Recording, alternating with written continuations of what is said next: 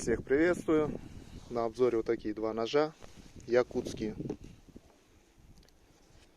Так, по ножнам все то же самое. Стандартный деревянный вкладыш, тренажное отверстие и свободный подвес.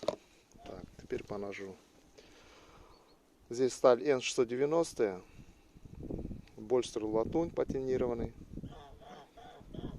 и рукоять стабилизированная карельская береза.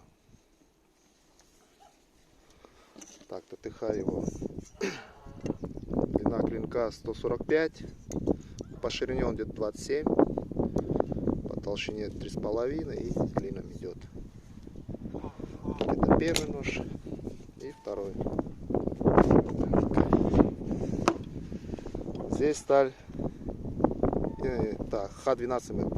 Х12МФ, больстер латунь с дятелем и стабилизированный тополь, да, тополь, кап тополя.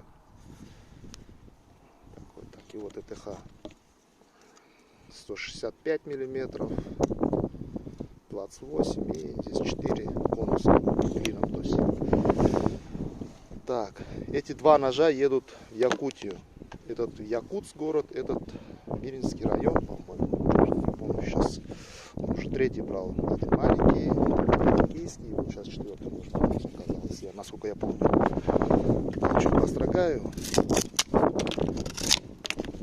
Здесь тоненькая есть, ненужная. Хорошо.